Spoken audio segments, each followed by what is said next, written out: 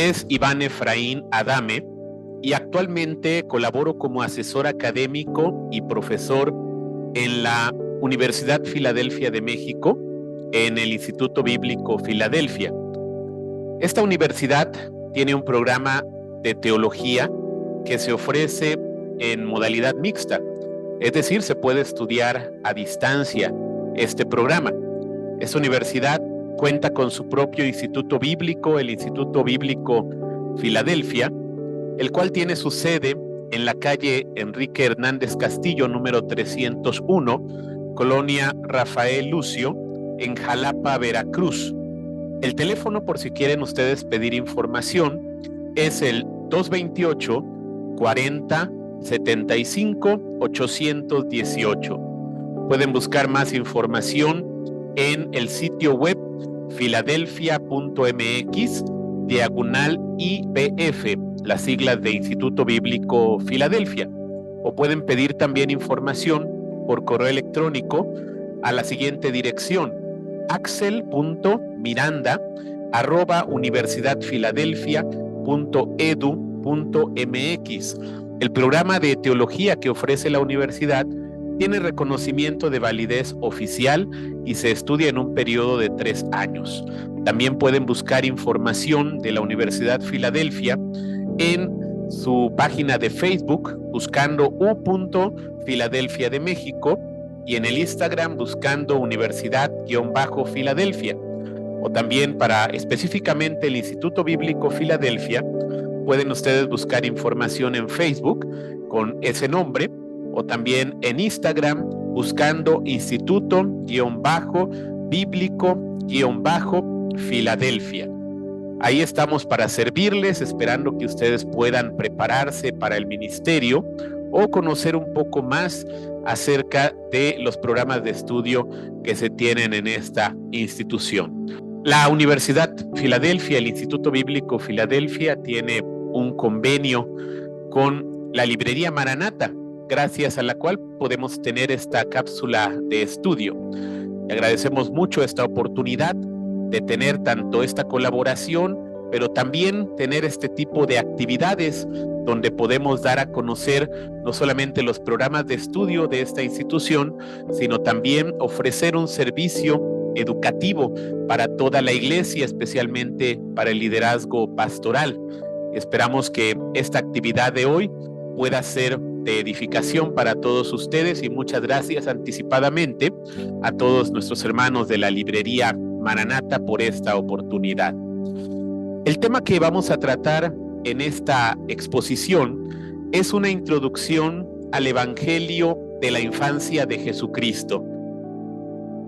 Espero no decepcionar a nadie haciendo saber que cuando nos referimos al Evangelio de la infancia, no estamos hablando de algún documento secreto o que se haya descubierto con respecto a la vida del niño Jesús, sino principalmente a lo que encontramos en la Biblia con respecto a esta información, particularmente del nacimiento de Jesús y también de sus primeros años. Así que vamos a comenzar hablando de dónde vamos a encontrar esta información en el Nuevo Testamento. Quisiera referirme brevemente a 4 fuentes de información que nos hablen del nacimiento de Jesucristo y sus primeros años. El primer texto que nosotros tenemos es fuera de los evangelios, para sorpresa de muchos, en la carta del apóstol Pablo a los Gálatas. Si ustedes buscan Gálatas 4, versículos 4 y 5, ahí vamos a encontrar posiblemente el testimonio escrito más antiguo del nacimiento de Jesús. Y por lo que leemos en ese pasaje, nosotros encontramos que dice que cuando vino el cumplimiento o la plenitud del tiempo, Dios envió a su Hijo, nacido de mujer y nacido bajo la ley. Este es el primer testimonio que tenemos acerca del nacimiento de Jesús. Así que desde muy temprano, en la predicación del Evangelio, se supo que había nacido el Señor Jesús de una mujer. Hago referencia a esto porque aunque en el orden de los libros del Nuevo Testamento tenemos primero los Evangelios, Se sabe que las cartas son los primeros documentos escritos que se escribieron, y los evangelios se escribieron posteriormente a que ya se habían escrito muchas de las cartas, especialmente las del apóstol Pablo. Así que Gálatas se considera como la primera carta posiblemente que se escribió, o también podría haber sido la primera carta a los tesalonicenses. Estas dos cartas se consideran los posibles documentos más antiguos que tenemos de todo el Nuevo Testamento y que están dentro del canon. Y posteriormente se habrán escrito los evangelios. Así que por eso hacemos referencia a que aquí encontramos el testimonio más antiguo donde se habla del nacimiento de Jesús. Los otros dos testimonios ya se encuentran en los evangelios, y sabrán ustedes que solamente 2 evangelios mencionan hechos relacionados con el nacimiento y con la infancia de Jesucristo. Estos evangelios son el Evangelio según San Mateo y el Evangelio de Lucas. Estos 2 evangelios hablan acerca de estos acontecimientos. Y antes de referirme detalladamente a ellos, quiero mencionar otra fuente de también información, aunque tiene otro carácter bastante diferente con respecto al nacimiento de Jesús. Y este se encuentra sorprendentemente en el libro de Apocalipsis. Allí en el capítulo 12, versículos del 1 al 6, vamos a encontrar una visión de Juan, donde habla de la mujer y el dragón. Y ahí nosotros encontramos en esta referencia también una imagen que puede representar el nacimiento de Jesucristo en ciertas circunstancias. Ahí en esos 6 versículos que tenemos en el libro de Apocalipsis, aunque el personaje que dice que nace de la mujer se le puede identificar con el Mesías, debemos mencionar que la mujer de la cual nace no se le debe ni puede identificársele directamente o literalmente con María. Y entonces ahí eso es una lectura simbólica que debemos hacer de esa visión de Juan, donde efectivamente se habla del nacimiento del Mesías, pero la mujer de la cual nace no se debería identificar con María o con alguna de las representaciones populares, especialmente que tiene la Iglesia Católica Romana, de María. Por ejemplo, hace algún tiempo, una persona de la iglesia que leía precisamente el capítulo 12 de Apocalipsis me dijo: pastor, mire, aquí está representada la Virgen María de Guadalupe. Y yo, caramba, ¿dónde? Y bueno, en la descripción que viene de la mujer al comienzo, parece que se describe la representación conocida de la Virgen de Guadalupe. Sin embargo, esto es completamente inadecuado verlo en esos términos, sino más bien el dibujo, la pintura de la Virgen de Guadalupe, pues se basó pues, precisamente en lo que dicen las primeras palabras que describen a la mujer en la visión. Así que tengamos en consideración esto. La mujer representada allí posiblemente representa en general al pueblo de Dios en el Antiguo Testamento, del cual es de donde nace el Mesías. Pero no debemos identificar a esa mujer necesariamente con María, la Virgen María, o alguna, mucho menos con alguna de las representaciones que tiene la Iglesia Católica Romana de ella. Una vez dicho esto, vamos ahora sí a centrarnos en lo que viene diciendo acerca de Jesucristo en los 2 evangelios de donde tenemos esta fuente de información. Hago antes de eso nuevamente un paréntesis para mencionar, es verdad que existen otros libros que surgieron muchos años después que pretendían hablar del tiempo entre que Jesús nació hasta que se manifestó públicamente a los 30 años. Entonces hay documentos que se llaman precisamente Evangelios de la Infancia, pero estos documentos son documentos llamados apócrifos. Aunque el sentido original de la palabra apócrifo es oculto o escondido, también se llega a considerar que estos documentos no son veraces, no hablan de datos históricos necesariamente conocidos, aunque también hay una película que se ha basado precisamente en estos evangelios para hablar de la vida de Jesucristo de niño. Hay que reiterar que estas fuentes de información no son adecuadas para poder encontrar algo que nos hable acerca del Señor Jesús. Así que debemos de tener nosotros atención a esta realidad que tenemos en cuanto a los evangelios de la infancia. Es necesario puntualizar con claridad que cuando hablamos de las fuentes históricas más antiguas acerca de la vida del Señor Jesús, incluyendo aquí su concepción, su nacimiento y sus primeros años, las fuentes más antiguas las encontramos en los evangelios del Nuevo Testamento. Sí, particularmente de este tema se habla en el Evangelio de Mateo en los primeros 2 capítulos y en el Evangelio de Lucas en los primeros 2 capítulos.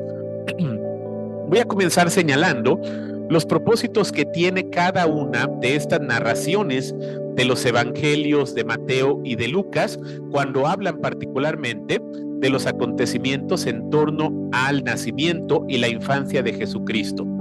Para Mateo, el tema principal es hablar del nacimiento de Jesús como el cumplimiento de las profecías mesiánicas y también hablar de su oposición inicial por las autoridades judías. Sí, esto es lo que tiene posiblemente en mente Mateo cuando quiere transmitir su evangelio iniciando en estos términos.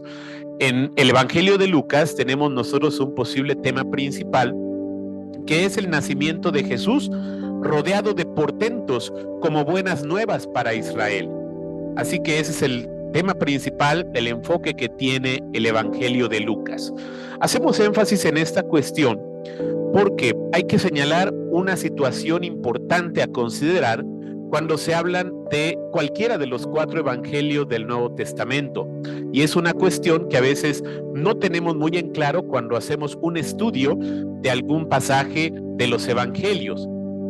No nos queda duda que cuando se habla de las cartas, por ejemplo, las cartas paulinas, estos tienen destinatarios específicos, tienen una época específica y circunstancias propias por las cuales y cómo se escriben.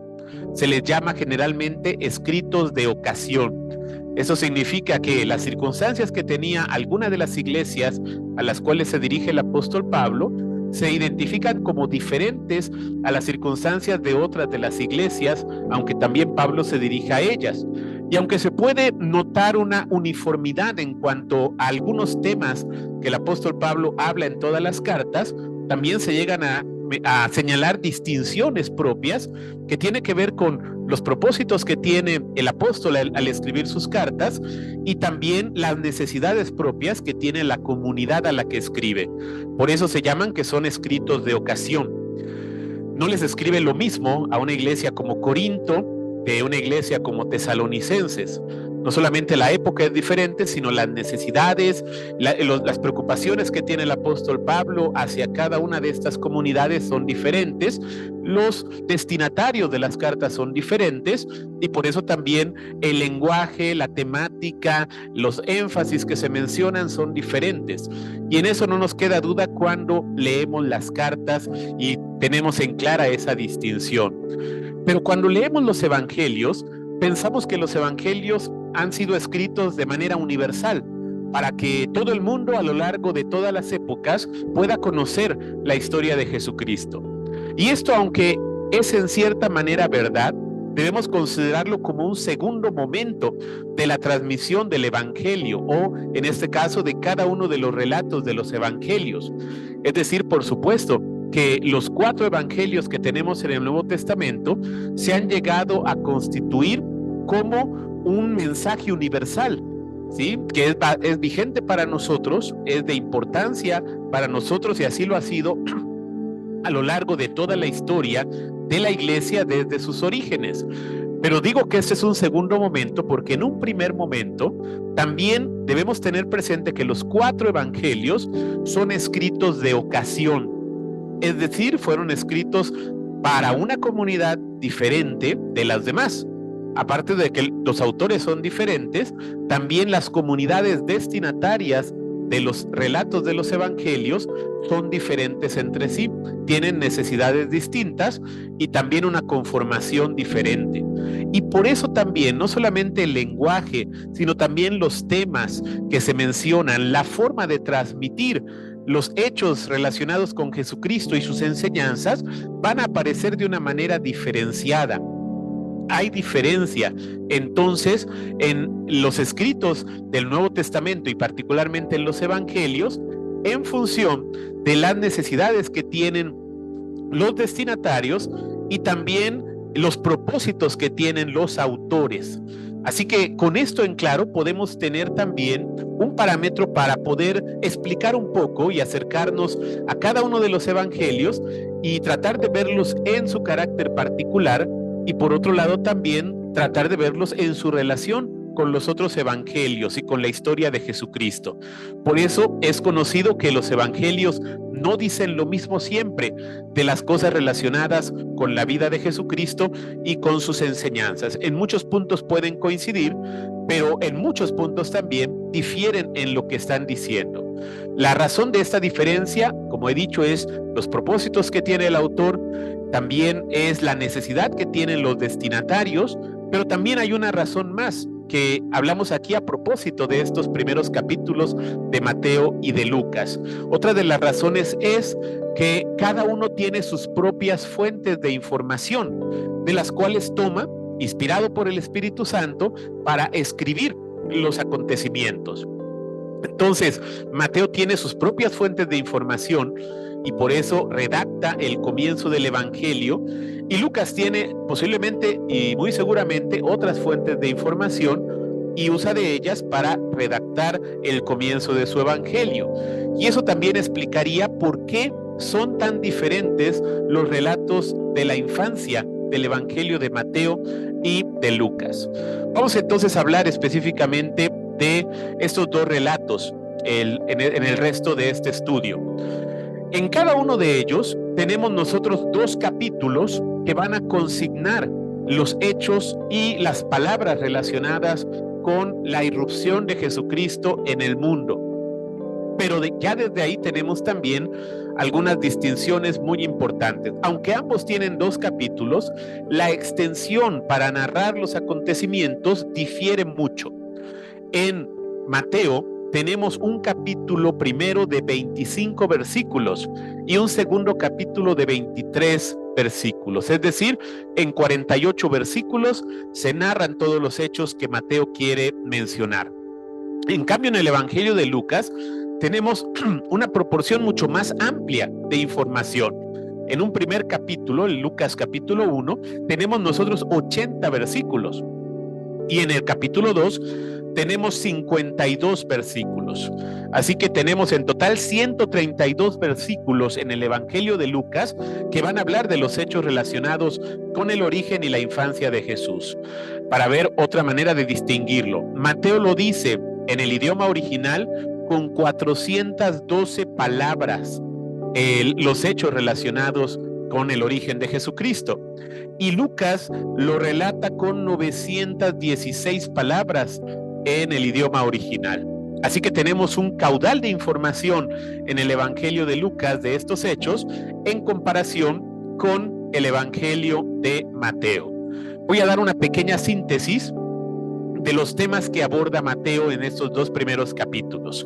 Primeramente, Mateo comienza hablando de la genealogía de Jesús, del capítulo 1, versículos 1 al 17.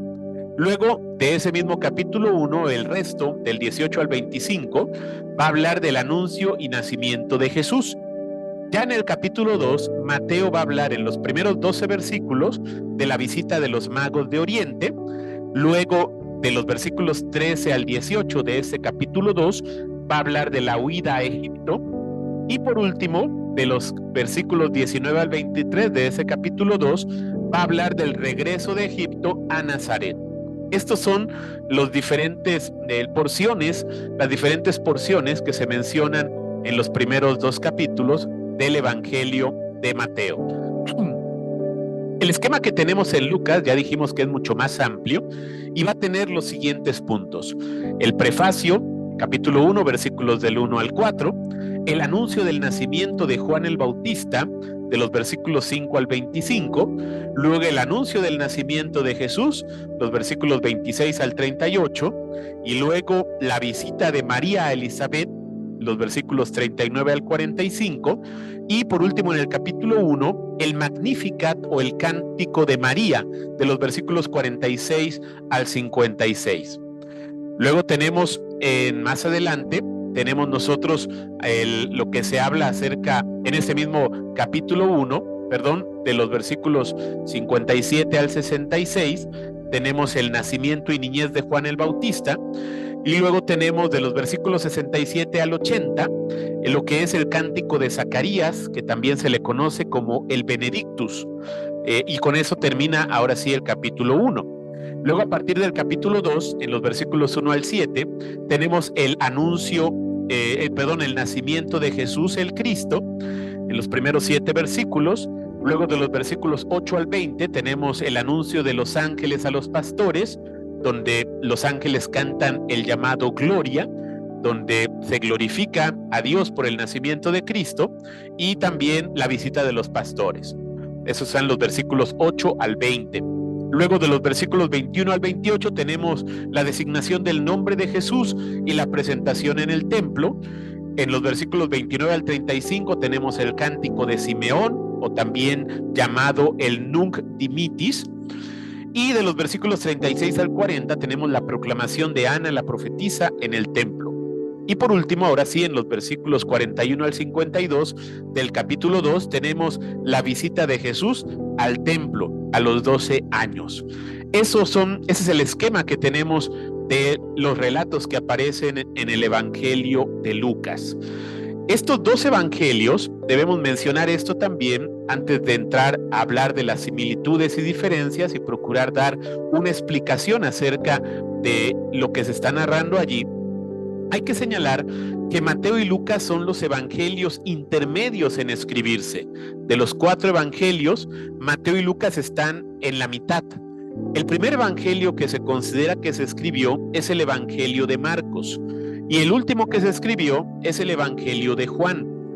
Ahí tenemos nosotros los extremos. Primeramente, el más temprano, aproximadamente a finales de la década de los 70, se escribe el Evangelio de Marcos, y a finales del siglo I se escribe el Evangelio de Juan.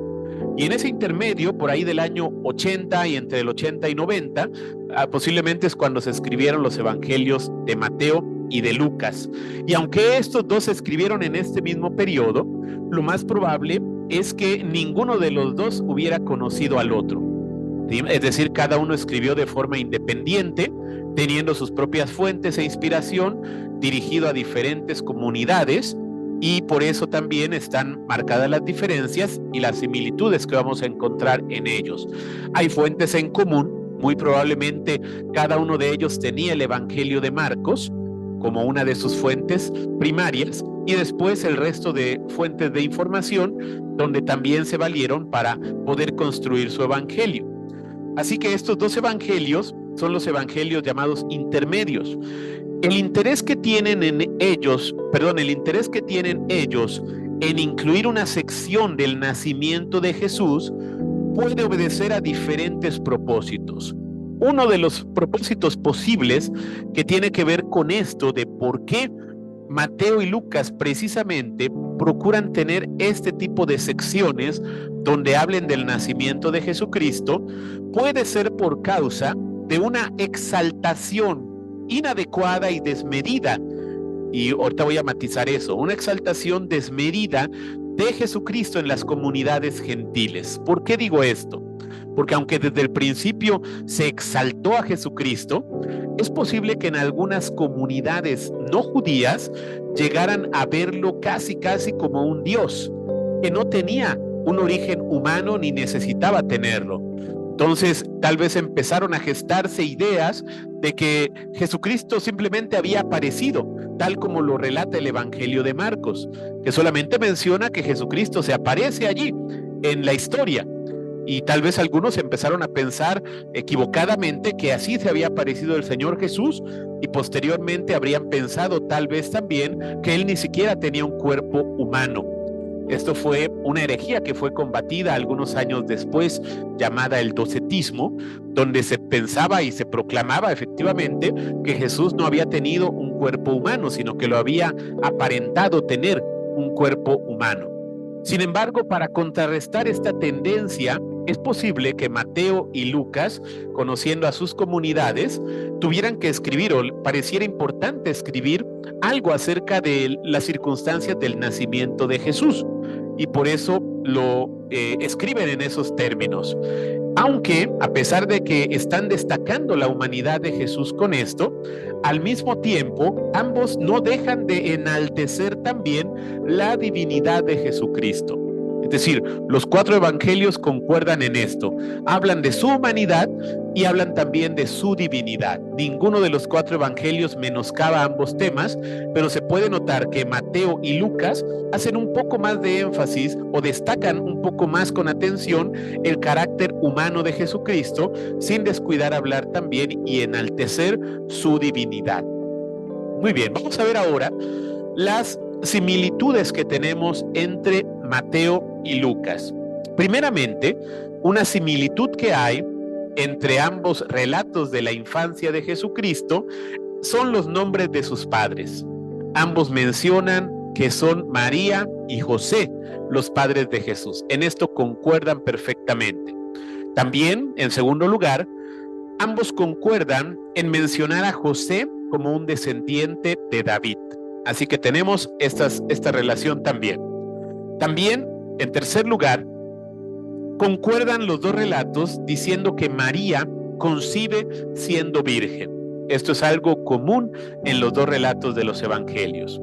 En cuarto lugar, esta concepción virginal es por obra del Espíritu Santo. Los 2 relatos concuerdan en mencionar esto. En quinto lugar, los 2 evangelios concuerdan en mencionar que es un ángel el que indica el nombre del niño, anuncia el nacimiento e indica su nombre, indica que debe llamarse Jesús y también habla acerca de su misión. El número 6 de las similitudes que tienen estos 2 relatos es que Jesús nace en Belén. Esto concuerda en los 2 relatos. En séptimo lugar, se mencionan en ambos evangelios autoridades civiles. En Lucas se menciona a Augusto César y a Cirenio, y en Mateo se menciona a Herodes. Y en octavo lugar, de las similitudes que tienen estos 2 relatos de los evangelios, es que Jesús crece en Nazaret. Ambos relatos concluyen señalando esto, que va a crecer Jesús en Nazaret. Muy bien, así que tenemos ahí coincidencias que son muy importantes, las que aparecen en estos 2 relatos de los evangelios, pero como podemos ver también, las diferencias son también bastante amplias. Las similitudes son muchas e importantes, pero también hay sustanciales diferencias. La primera gran diferencia que podemos notar entre los relatos es el protagonismo, que es femenil en Lucas y es varonil en Mateo. ¿Sí? Entonces tenemos un protagonismo femenil en Lucas, un protagonismo varonil en Mateo. En segundo lugar, en Mateo el ángel habla con José y en Lucas habla con María. En tercer lugar, en Mateo parece que José vive en Judea, es decir, posiblemente en Nazaret, y en Lucas dice que se trasladan para allá. Perdón, me equivoqué, voy a repetir eso. En tercer lugar, en Mateo parece que José ya vive en Judea, es decir, en Belén, donde va a nacer Jesús. Pero en Lucas dice que se trasladan para allá por causa del censo que se promueve. En cuarto lugar, en Mateo hay una visita de los magos que no se menciona en Lucas. Y por otro lado, en Lucas hay una visita de los pastores que no se menciona en Mateo. En quinto lugar, en Mateo el ángel sigue hablando con José después del nacimiento de Jesús. En Lucas no se mencionan comunicaciones angelicales después del nacimiento de Jesús. La última comunicación angelical se hace para anunciar a los pastores el nacimiento de Jesús. Y después ya no encontramos más mención de que los ángeles o algún ángel siga hablando. En sexto lugar, en Mateo hay dilema por la concepción de María. En cambio, en Lucas no habla de ningún dilema o problema por causa de esta concepción. En séptimo lugar, en Lucas no hay viaje a Egipto como en Mateo hay. En octavo lugar, en Mateo no hay cánticos como los que menciona Lucas. Tampoco en Mateo hay visitas al templo, ni tampoco hay rituales cumplidos. Y todo eso se expresa en lo que habla el Evangelio de Lucas relacionado con Jesús. Y en noveno lugar, en Lucas no hay cita textual de profecías cumplidas como sí las hay en Mateo. Mateo reiteradamente menciona expresamente las profecías del Antiguo Testamento que hablaban de diferentes hechos relacionados con el nacimiento de Jesús. En cambio, en Lucas, aunque también se entiende que las está cumpliendo, Lucas no invoca al Antiguo Testamento o a la Biblia hebrea para citar acerca de que se estaban cumpliendo profecías en el nacimiento de Jesús. Muy bien, estas son las similitudes por un lado que hay en los relatos del Evangelio y también las diferencias que tenemos entre ellos. Muy bien, además, por supuesto, en el Evangelio de Lucas se incorpora la narración del anuncio y nacimiento de Juan, cosa que no está en el Evangelio de Mateo. Para concluir esta exposición, esperando que sea de instrucción para todos, quiero reiterar por qué hay estas similitudes y por qué hay estas diferencias. Bueno, las similitudes es porque son hechos que seguramente eran conocidos e incuestionables todos estos. Eran hechos importantes que se sabía y se proclamaba acerca del nacimiento de Jesús. Las diferencias que se tienen pueden ser en razón de dos cuestiones. La primera, como he dicho al principio, los propósitos que tienen cada uno de los autores para los destinatarios a quienes dirigen el Evangelio. Entonces, por ejemplo, el hecho de que Mateo invoque reiteradamente las profecías del Antiguo Testamento es porque una mayor parte de los lectores posiblemente tengan su origen siendo judíos. Y por eso está mostrando que en Jesús se habían cumplido las profecías anunciadas. En cambio, para Lucas, sus destinatarios se identifican que son gentiles. Y por eso, al no estar tal vez familiarizados con las profecías del Antiguo Testamento, no era necesariamente importante que se citara expresamente estas profecías. Entonces, uno es en función de los destinatarios. A los destinatarios se les tiene que señalar estos elementos para que puedan conocer bien el origen de Jesucristo. Pero por otro lado, otra de las razones por las cuales son estas diferencias, como he dicho también, es en función de las fuentes que tienen las dos narraciones. En el caso de Mateo, posiblemente la fuente o aquellos que le dieron esta información al autor estaban relacionados con la familia de José. Y por eso conocían más de cerca la experiencia de José para poder hablar de su origen. Y en cambio, en el Evangelio de Lucas, las experiencias que se narran están más relacionadas con la familia de María. Entonces, posiblemente, ya sea que María siguiera viviendo para darle directamente la información a Lucas o conociendo a alguien de la familia de María, es posible que de ahí pudiera obtener la información que se tenía. Tengan presente esto, que si es verdad, hay una inspiración del Espíritu Santo en la escritura de los evangelios y de toda la Biblia, específicamente el Nuevo Testamento, también es evidente que cada uno de los autores va a utilizar fuentes para poder construir su evangelio. Y, por ejemplo, los cánticos que se mencionan ahí, parece ser que están transcritos. En algún lugar se encontraban o se conocían estos cánticos y entonces fueron transcritos ahí tal como se pronunciaron. Así que ahí se puede notar que hay fuentes, pero también hay fuentes relacionadas con los hechos, de donde tomaron los autores para poder construir su evangelio. Entonces, la diferencia de fuentes es también una razón por la cual los relatos sean diferentes. ¿Sí? Sin embargo, como podemos verlo en una mirada global, estos dos relatos llegan a ser complementarios entre sí. Lo interesante es que aunque haya diferencias entre ellos, no hay contradicciones entre ellos.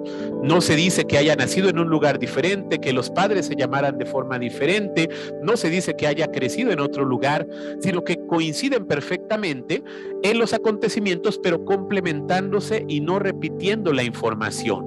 Esto es algo maravilloso para nosotros, que podemos ver que ante tanta contradicción que se podría encontrar, si alguien piensa que esta palabra no fue inspirada, que estos escritos no están inspirados, pues se podrían contar entre ellos muchas contradicciones. Sin embargo, no hay contradicciones, hay diferencias que reconocemos, sí, pero también hay importantes coincidencias, lo cual hace ver que esta sección, como el resto también de los evangelios, tenemos información complementaria y que siempre nos va a ayudar a tener como una razón de estas diferencias el hecho de que cada autor tiene fuentes diferentes, propósitos diferentes, destinatarios diferentes, lo cual transmite fielmente para ellos y para sus circunstancias el mensaje del Evangelio, de manera que también nosotros podemos conocer más ampliamente no solo la información, sino también su enseñanza para nosotros y para todos los creyentes en todos los tiempos. Esperamos que con esta información podamos nosotros también fortalecer nuestro conocimiento del Nuevo Testamento y particularmente del relato del Evangelio. Voy a terminar recomendando algunos materiales que ustedes pueden adquirir ahí en la librería Maranata o solicitarlos también a distancia en su página web. Y estos libros son introducciones al Nuevo Testamento. Ustedes pueden encontrar dos buenas introducciones al Nuevo Testamento, una que es de editorial Patmos, de Mark Alan Powell, y otra que es de editorial Abingdon Press, que es de Aquiles E. Martínez. Estas dos son introducciones al Nuevo Testamento, donde se habla precisamente de estas situaciones que hay en todos los libros del Nuevo Testamento. Y también tenemos otro libro que les recomiendo, que se llama Las fuentes que dieron origen al Nuevo Testamento, de editorial CLIE, escrito por Raúl Saldívar. Estos libros les pueden ser de mucha utilidad para complementar la información y los detalles para que ustedes puedan aprovecharlos.